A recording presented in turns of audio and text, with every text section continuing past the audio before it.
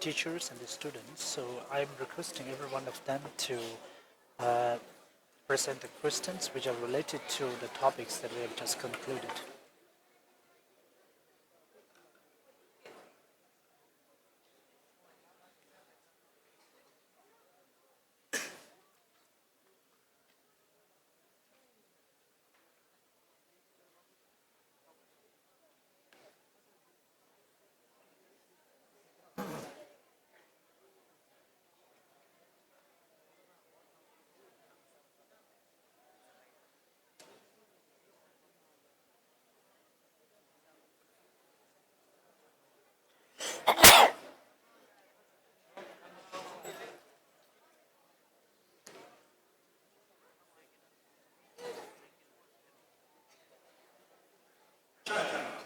Please raise your hands if you have any questions.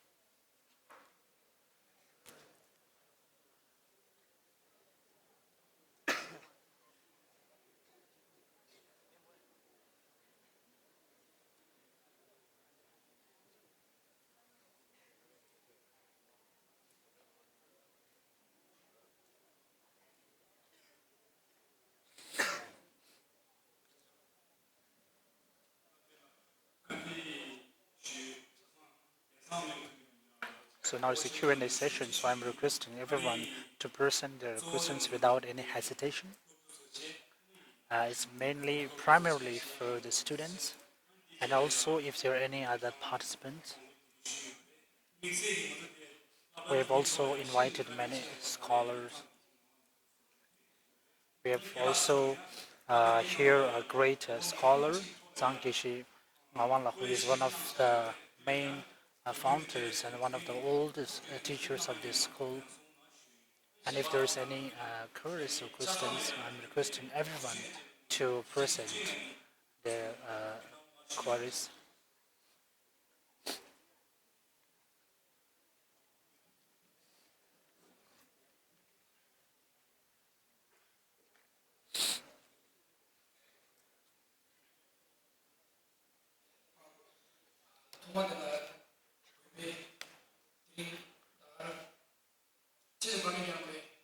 First, I would like to express my greetings and my respect to Rinpoche and also to all the other teachers and students. My question is, Rinpoche has stated that due to the development in the economic in this world, and there have been 5 different inequalities. Inequalities between self and other, inequalities between one's rights, and so on.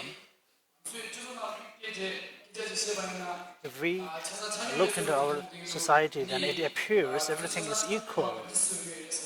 So then please can you explain how can we make everyone equal? I do not understand. Rinpoche, you speak about 5 different inequalities.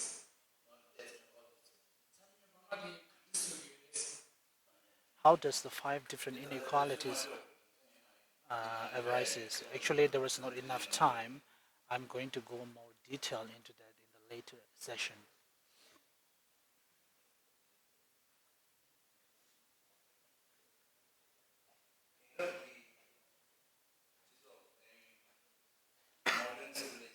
Modern civilization and what is the nature of modern civilization if we contemplate deeply.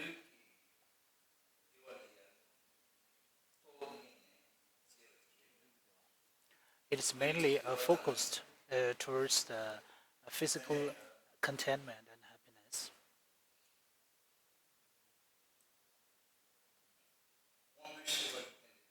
And also the happiness related to the 5 senses.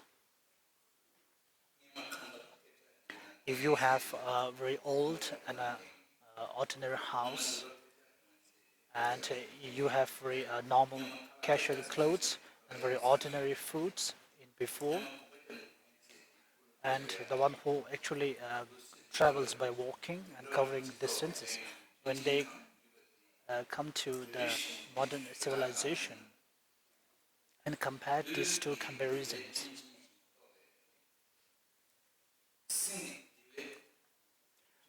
there is a little difference in the physical comfort, a level of physical comfort have arrived. But when we contemplate and brood further about the improvement of the mental state of happiness, it's actually almost same or even less. And also the happiness, which is more related to the mental state, is even lesser. Before the modern civilization came into being, in the daily life of all the ordinary human beings,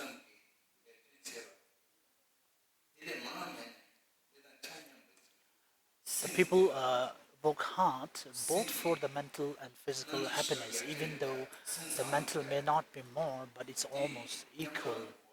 So therefore, the physical comfort and mental state of happiness goes together at par. And if we think about the earlier generations, they have more concern about each other and also do to recovery of illness due to some ritual and rites and so on.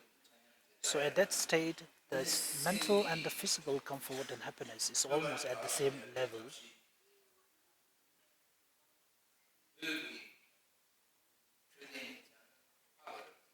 And also the mental state, the health of the mental is considered more important than the physical hygiene and health. In the modern civilization, the physical comfort is given emphasis and the physical and the mental state, the happiness is decreased. So therefore, in this era, there was a huge gap and difference between the mental state of happiness and the physical comfort.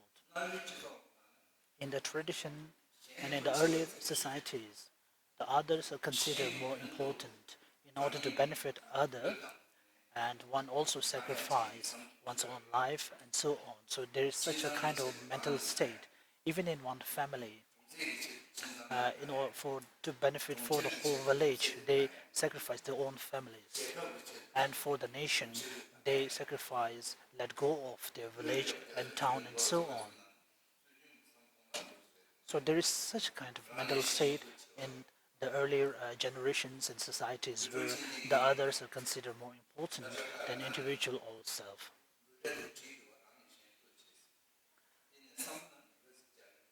Even it is taught in all the schools, but generally whether we have that sense of feeling at this moment is something that we have to think about. In this modern era, in order to get self-benefit, we can people indulge in any kind of acts that may bring harm and to any other people. So others are not considered even at par with self. Let go of the self or the others is more important. So whatever actions or work committed, so it's always focused on individual's gain from the individual's small job or work, even from a small baby or a child to the larger extent to the needs of a country and a nation. It's actually most focused or dedicated towards the self gain rather than other. And not just about self and other when it comes to and society, individual and society, there is a huge gap now. And in olden times, the society is considered more important and paid more importance, and individuals sacrifice everything for the benefit of the whole society. But in this modern era, it is completely opposite. And for the benefit of individuals, the whole society is being dumped. So this is a new mental state in this modern era. Similarly, in terms of one's rights and one's responsibilities, in tradition and older societies, everyone speaks about the responsibilities rather than their rights.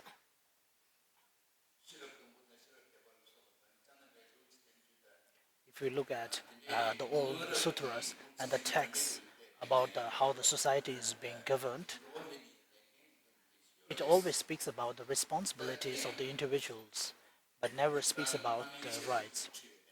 For example, one's responsibility towards one's parents, towards oneself, towards one's society, for one's country and for the whole world. His Holiness the 14th Dalai Lama, and one of the common or the unique responsibility, unique advice about the universal responsibility. So if we are able to achieve these responsibilities, then the rights will automatically come by itself. If we do not fulfill our responsibilities and fight for the rights, then of course the rights will not be also gained. For example, in terms of the rules or the law of the land and declarations, even in ancient times, there are a lot of in those declarations in this time, there is not a single word explaining about the human's responsibility. It always speaks about the human's rights. So the right which is lacking or which is devoid of responsibility is not secular or is not balanced one. In terms of one's facilities and corporations and competition, whatever kind of act, it has to be achieved by working together. If it can be achieved by commonly, of course, it is very good if it can be achieved, but even if it is not success, but then there is no point of regret. If it is a very heavy object that a person cannot lift, then three or four people, if they lift together, they can easily lift and carry that object. If there is a problem faced by someone, then one person may not be able to face it. But if you all come together, then there is a possibility of facing it. So therefore, uh, if everyone works together combinedly, then there is a source because it is backed by the compassion and the love. And when it comes to competition, the cooperation is completely abolished. When it comes to competition, then there is no means or methods to how to practice cooperation. Competition always speaks about the self gain and others' loss. Today we use Today we use certain terms to deceive fair competitions, free and fair competitions. Even though these fair and free are all deceiving terms, if it is fair and free, then the competition is not possible. So fair and free cannot go with competition.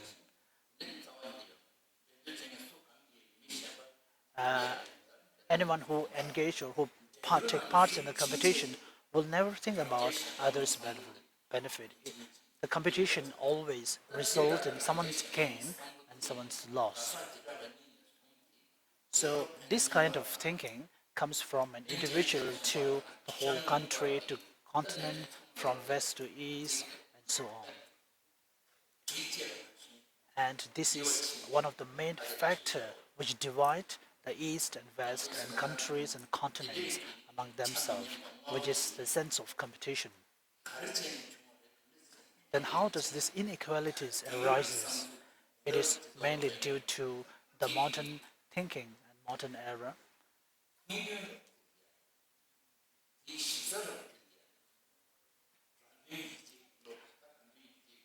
The essence or the summary result of the modern thinking and modern development is that people become more self-concerned than for others.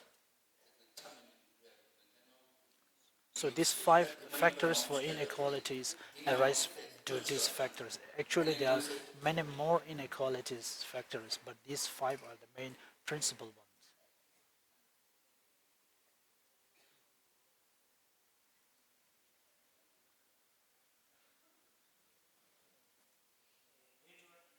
My question is,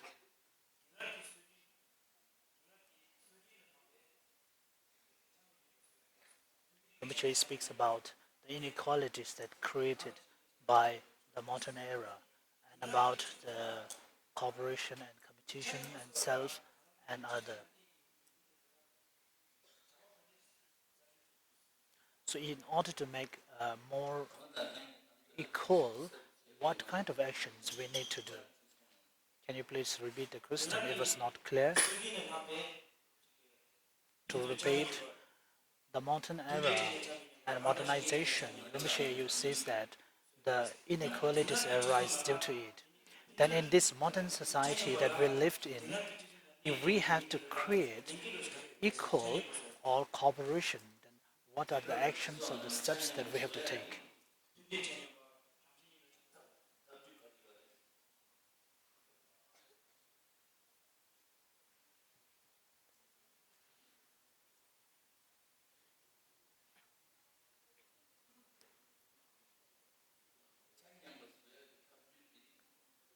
That means for making cooperation and equal, the only means is we have to free our mental state and thinking from the modern era and to have a free and fair thinking which is based on the intelligence or discriminating awareness that can discriminate between what is right and what is wrong. We have to eliminate or we have to come ourselves away from the modern era and modern economic development. Once you there is no possibility that you will be able to achieve a cooperation and equality by staying in this modern era because the nature of the modernization and capitalism itself is such that it brings inequality.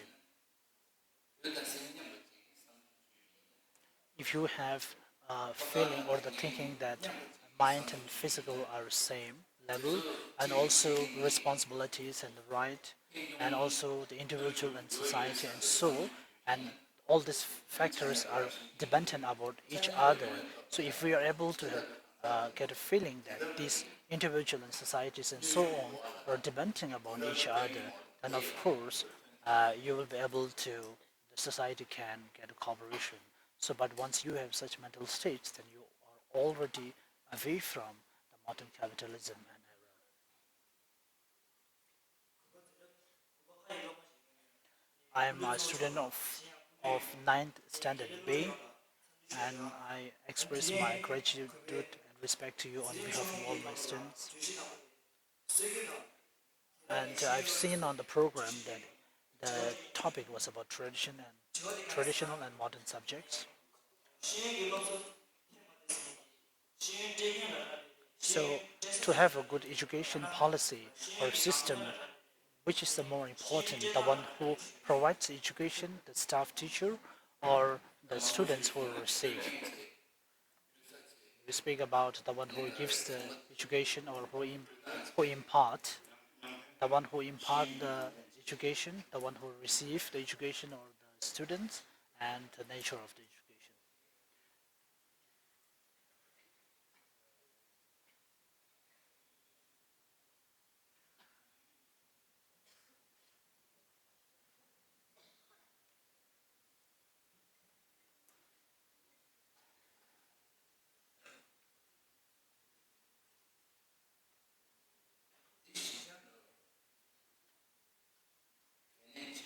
I think that all these four factors are equal in terms of their importance. In order to have a good education system, we cannot point out any individual factor. We cannot point or single out any individual factor for that.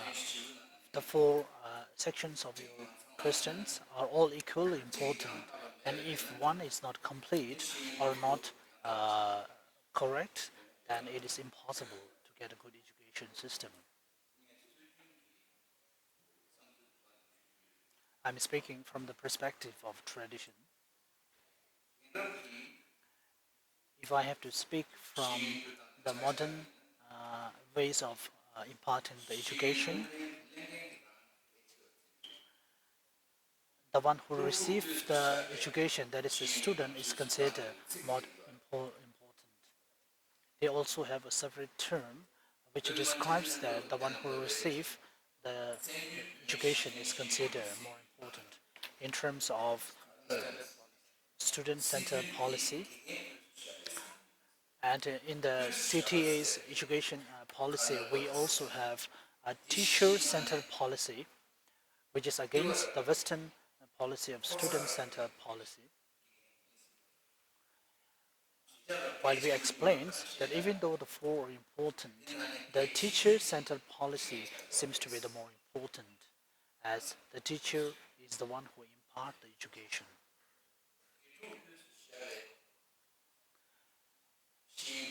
The Western ideology or the thought of student-centered policy, if I have to explain, maybe there is a good way to explain it, and but ultimately, whether the student is the center or not, it's just a terminology expression.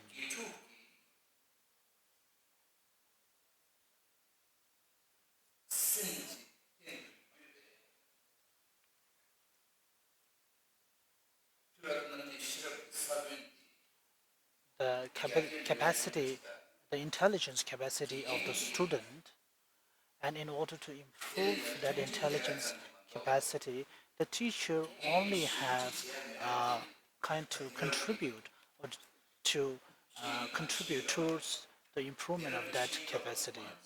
So this is the thought of the modern education system. So the student is taken as the example of the mold, and the teacher as the one, the potter,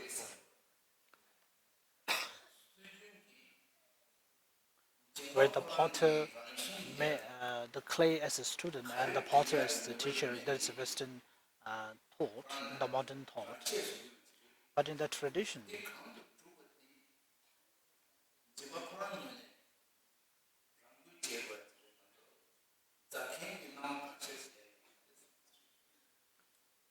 so they feels that the mold do not have the mold itself has to be transformed into the pot, uh, or the potter do not have the freedom to convert anything into anything else.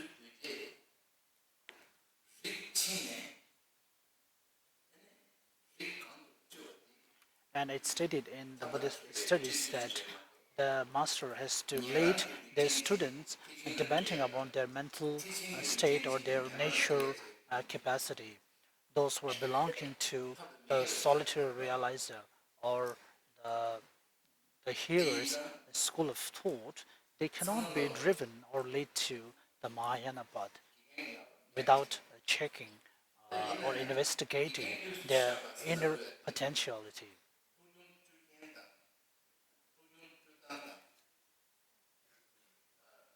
So in the teacher-centered policy, the mode of education, how to provide, and also the guidance,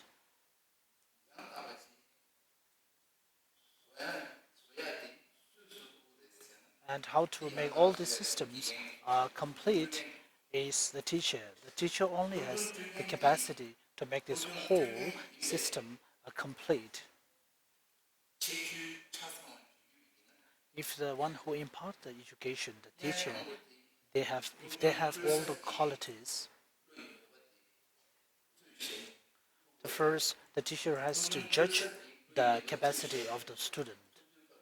So once they judge the mental capacity of the students, the second he has or she has to think about the means or the methods how to impart. So they have to teach accordingly to the mental state or the potentiality of that particular student.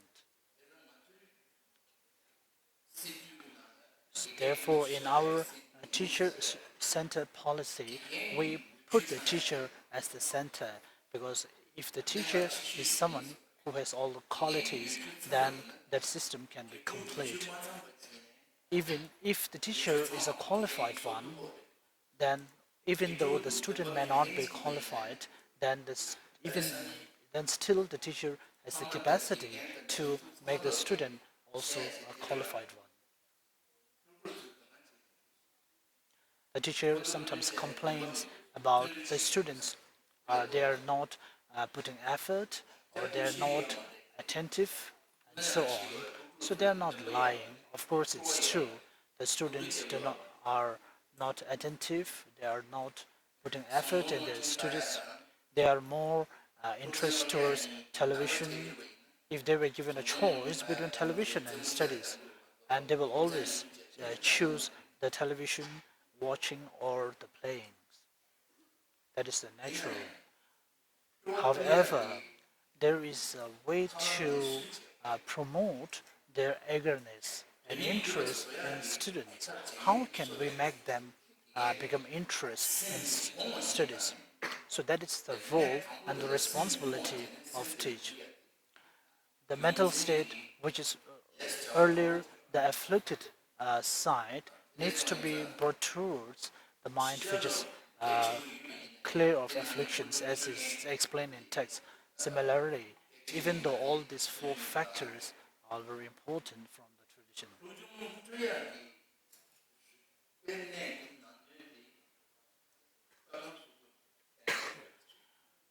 the curriculum or the subject of imparting the education needs to be decided on the spot or depending upon the environment.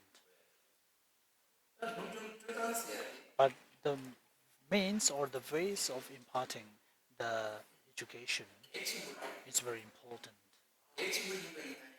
Even though it is important, it is also not something that cannot be implemented or that cannot be achieved. The two methods coming from the tradition and modern, when it comes to the means of providing education, is not much difference. So both traditions, the modern and the tradition, means possess the same qualities. But in terms of the teachers, there is a great difference in terms of tradition and modern ways of techniques of studying. When it comes to modern education, the teacher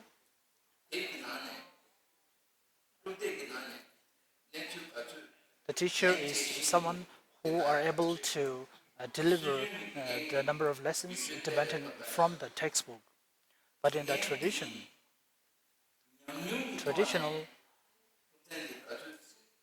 society, how much the teacher can teach the student based on his own experience and his own knowledge. So this is a major difference.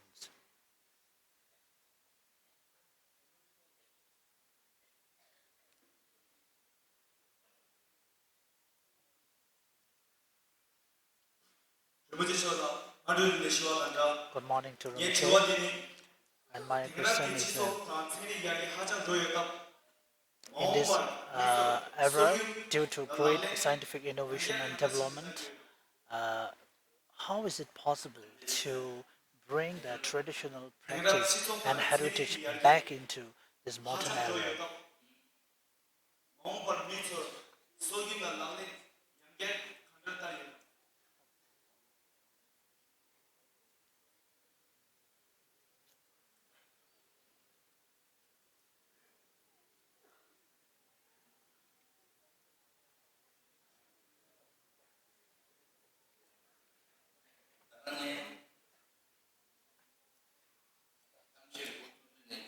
When I start my talk this morning, I've touched upon this topic.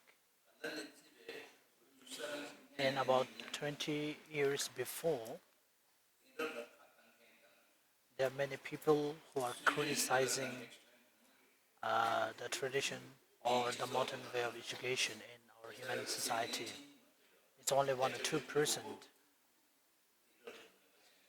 There's only 1 or 2% which consider the tradition more important, rather the modern is considered more important. Now there is about 5 to 10% who considers and feel that the traditional way of education system is more important. Especially in the last 1 decade, there was a great improvement in the whole world, or especially to Tibetan, the one that we consider very important, or Tibetan culture.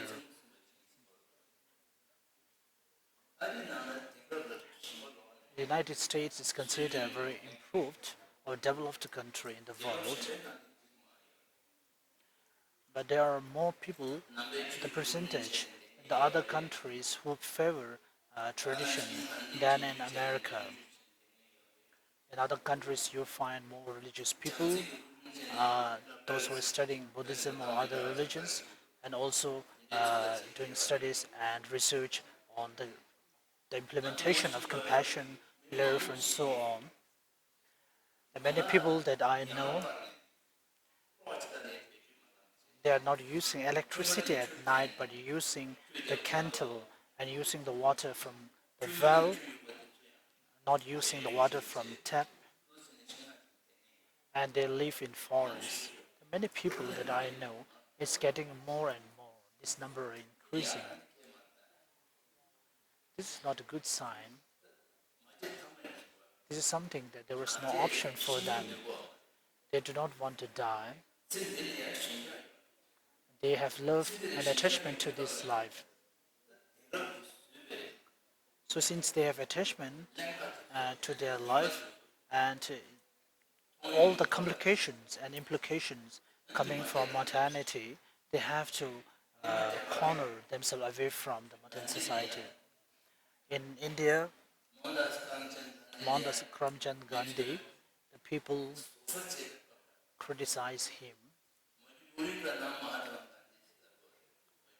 He is called Majburi, which is that there is no option left. Gandhi is someone who has no option else to do other than that. He embraced the non-violence because there was no option left for him.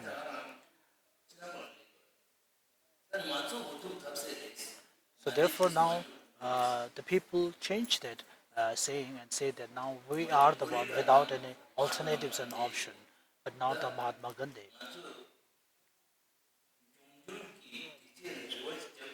If we have to expect for the happiness to come in future, then we have to practice the path that is shown by Mahatma Gandhi.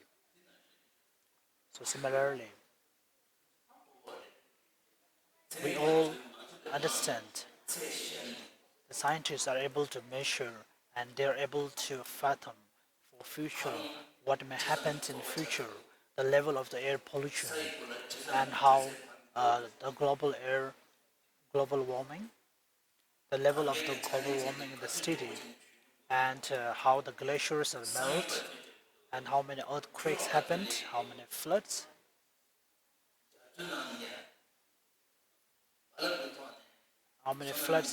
tsunami, and so on arising from sea, and how many casualties are affected, and how many different species are extinct from this world. Different varieties of plantations and flowers are extinct from this world. So the scientists understand more about these problems than us.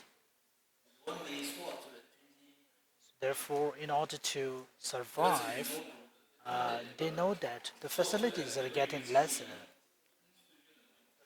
So therefore, in order to improve the facilities and the conditions for survival, we have to go back to the traditional way.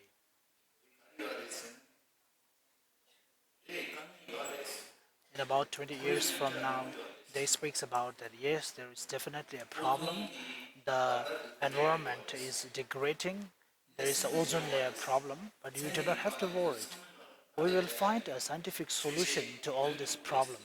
Through the scientific technology improvement, we will find a solution to all these environment degradations. But now scientists are saying that there is nothing that they can do from the scientific way. How to how to recover the ozone layer, and also how to decrease the global warming. And there's no other way but rather than every individual change their lifestyle. For example, the transportation, the car, and so on. If individuals do not change their modern lifestyle, then there is no alternatives means to uh, save the world from this degradation.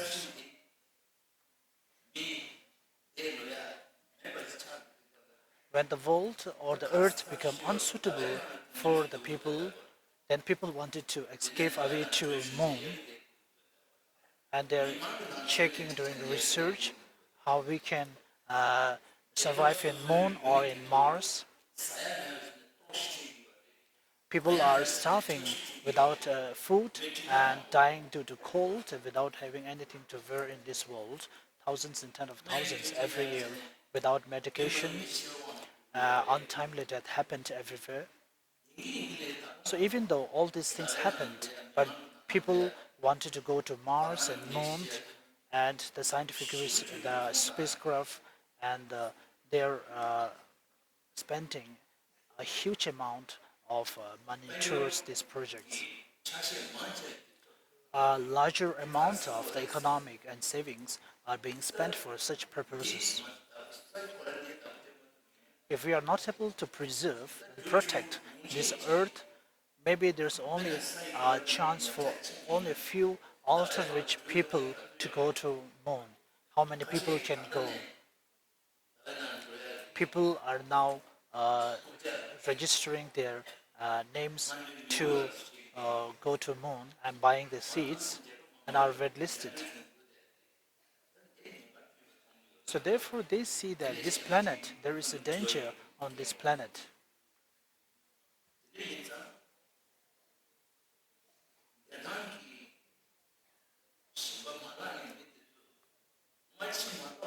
So therefore the people who have more concern towards this life, so the time decides, but they have to return back to tradition. But then every people will not go. There are many people who are very stubborn. The blind faith or the stubborn ideas are very strong. In olden times, people speaks about the blind faith, blind belief with respect to faith. But Buddha teaches about that we have to follow the reason rather than faith.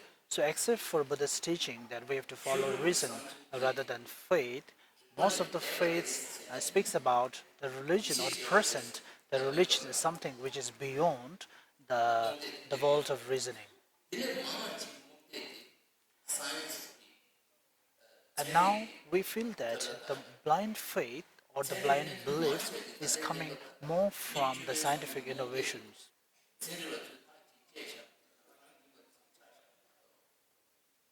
And many people feels that whatever the scientific explains or decide, we feel that that is a fact. We never inquire about how it comes, the origin, the causes. We never do any research. We say that when the human comes from the monkeys, so we just believe or accept it without doing any research. So this is another kind of blind faith. So therefore, there is a huge section of people under the blind faith, driven by blind faith generated through scientific thinking.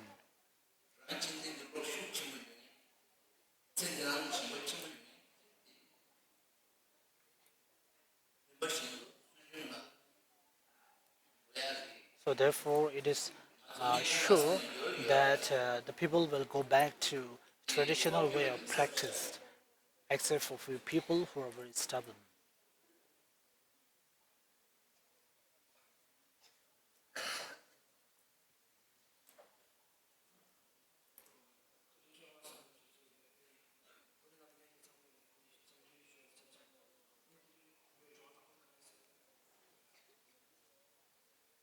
My first question: a country's policy, which is both embrace about the religion and policy, where a religious country where the religion is equally paid important in terms of the policy, or a country which do not consider religious as important, a secular country. So which of these two are more important? And when you speak about five inequalities, you speak about one's rights and responsibilities. And why the responsibility and right inequality? Why did you put that among the five inequalities, even though the numbers are many?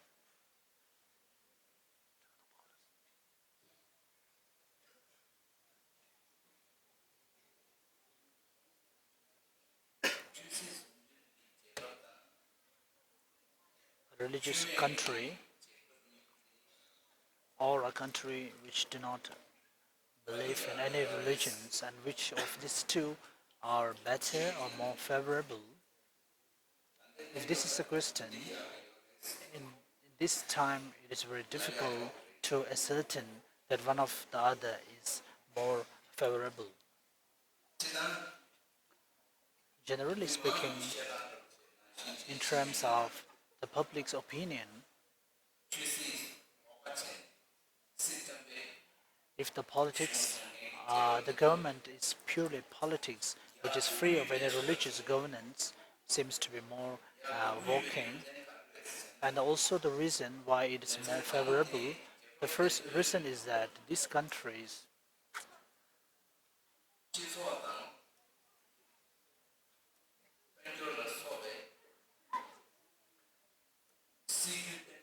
when they make policies in respect of societies and economic, they do not have to abide by the regulations or the principles of any religions. They can just follow what is accordingly to fact, but that is what they claim.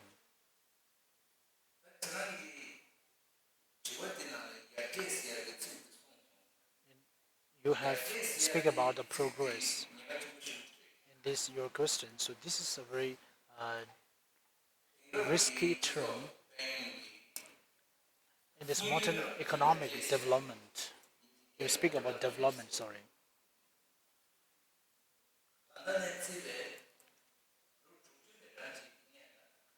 About 60 years before, the development, the term is not at all used. So the term development, people have no idea. It is just a kind of adjective or explaining some qualities. We use an adjective, something like the development of agriculture, economic development, cultural development, and so on. It do not have its own independent meaning. But nowadays, without any qualities or the object, the development, the word itself is explained as a common noun. The people, common people, which put the ballot in the election, they always think about the development. And development is something very important. And if someone opposes again the idea of development, then people consider these peoples, as very strange. A few years back in Patna,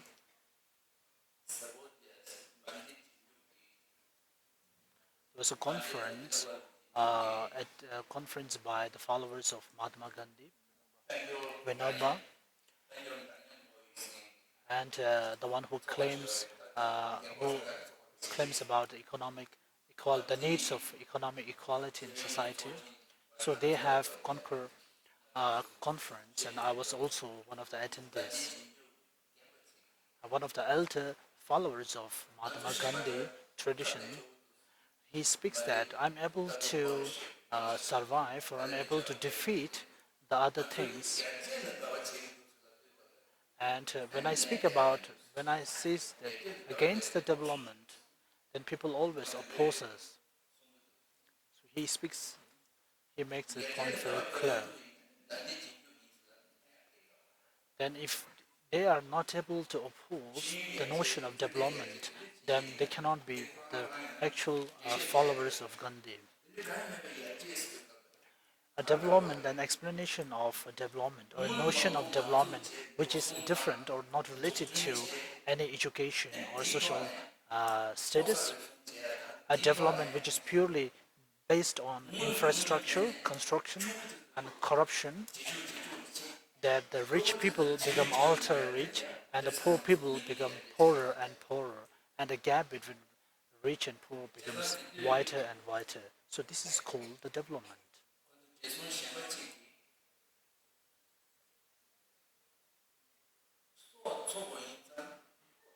And another one says that in order to survive in today's world, in order to live with the people, we have to accept many unwanted things.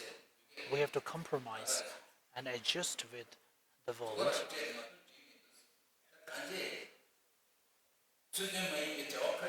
We have to indulge in many unethical actions in order to survive in this world. Maybe it is true from one side. Even in Tibetan society, there are many people who thinks, who feels that in India nothing can happen if you do not pay any bribe. Whatever you have to do in India, you have to pay bribe. So that is something, the bribery and the corruption. You feel that it is something that you have to indulge in order to happen something, to perform something.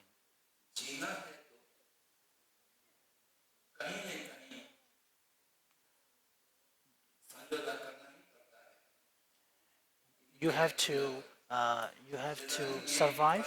So therefore, you have to do compromise in order to survive. Then I asked him, if that is the case, then why should we survive? What is the purpose behind our survival? What is there something that we cannot stay without surviving?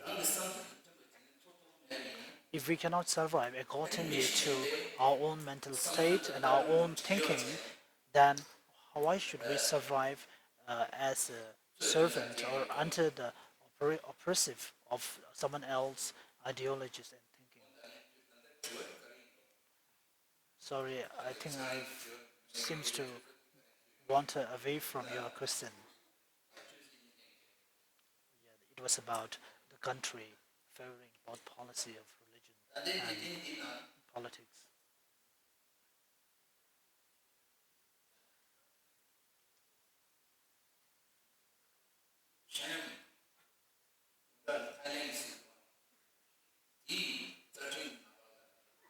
In this world, there are many countries who claim that they are Buddhist country. Sri Lanka do not have in their constitution that they are a Buddhist country, but they have stated that Buddhism is their major faith.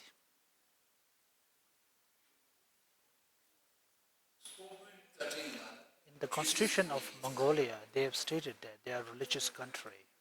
In Bhutan also, they speak about, it is stated in their constitution that they are a religious country.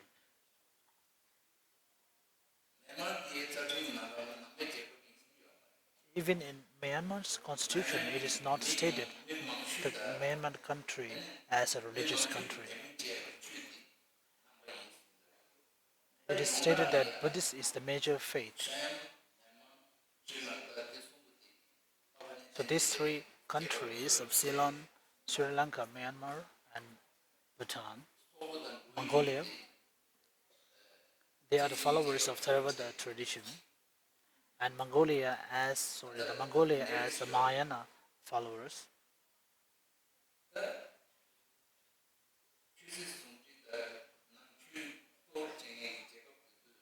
In this religious country, whether the condition of the living in this country are better compared to others or not. In Sri Lanka, there are more civil wars, even though they are practitioners of Buddhism and call themselves Buddhists, but they indulge in very violent acts.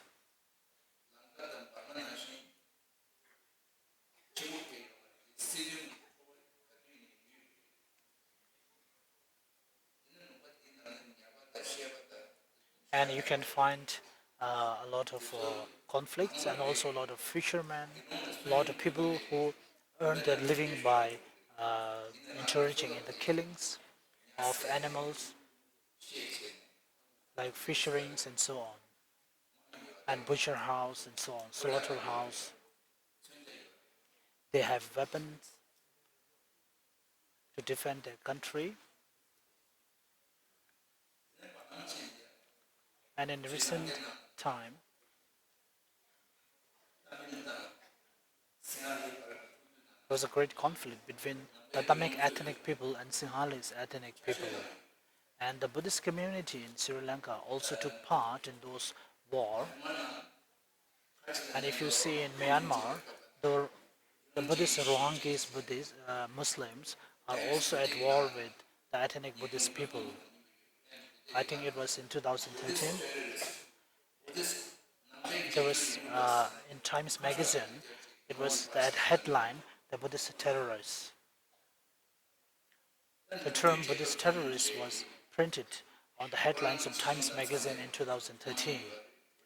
They also have army and armories and weapons.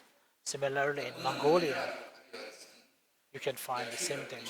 The only difference in the Sri Lanka and Myanmar is that maybe in Bhutan also,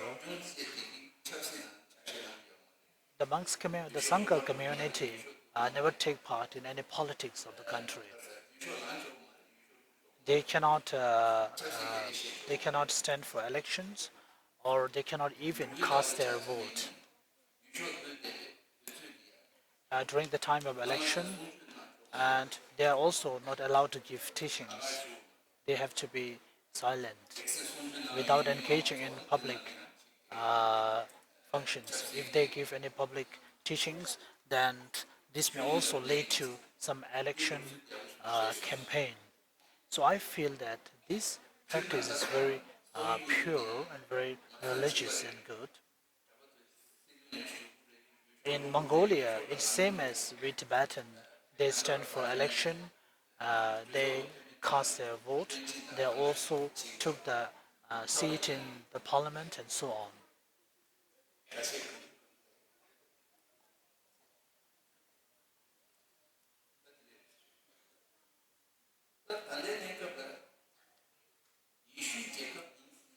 In this time, the followers of the Christianity is maybe only one or two. I have no idea. So there's very few countries. So the only countries they declare themselves as a religious state are the Islam nations. You can find many countries in Middle East.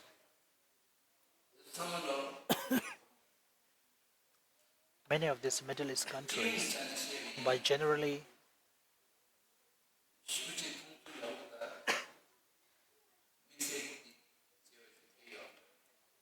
the image of these nations over the world are not very impressive. So to conclude and to summarize, I feel that the combination of the religion and politics together as a governing policy is not possible. See, if it is a fact or the pure, then this country should not have any military or without any weapon. There should not be any fisheries or slaughterhouses through the state's constitution. And if all this happens, then it's really a religious country.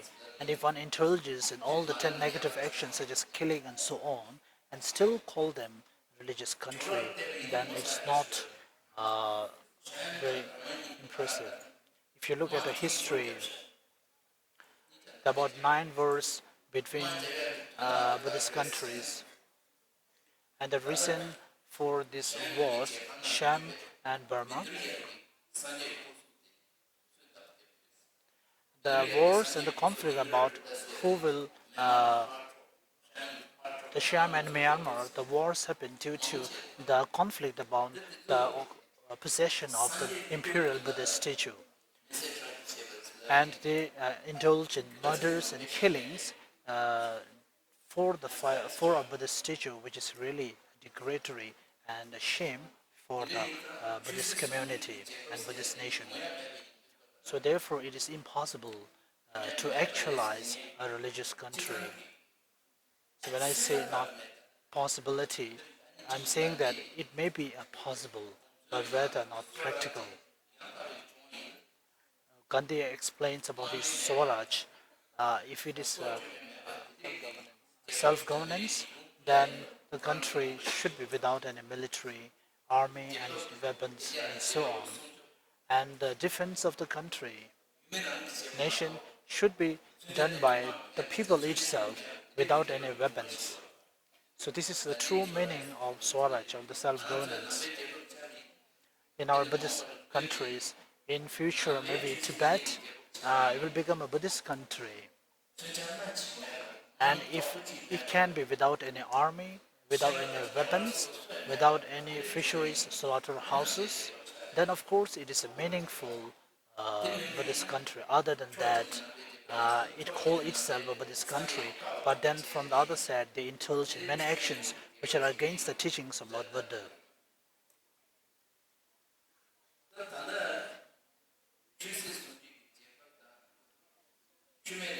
Now, when we speak about religious country and non-religious country, in terms of the economic and construction and infrastructure, of course,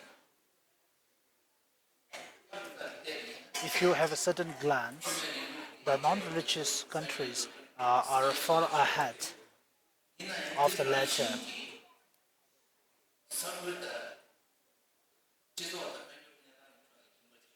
But then those realizations and the development actually happen due to the conditions and the nature of the land and people. It is not due to the absence of religion or so on. And to summarize my answer to your question, so the religious country and a non-religious country, in, when it terms of development, then it's same for both. And the first, the religious country, the true religious country is very difficult. And if it is a fact, then development should be described as a requirement based on our needs, not for our desire. And the reason why I include that as one of the five inequalities, the rights and the responsibility, because this notion or the thought arises from the modern development.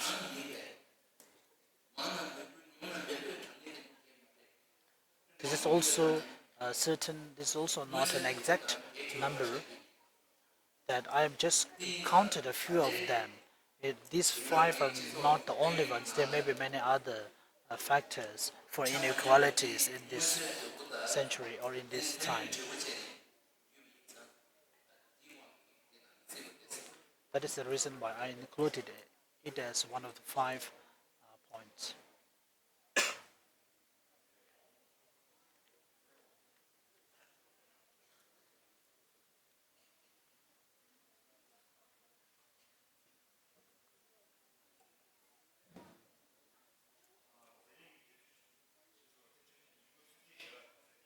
So now it's a lunch break. I'm requesting all the guests to go to upstairs for lunch, and the noon it will be 2:30. The next session will start at 2:30. Students, please stay down.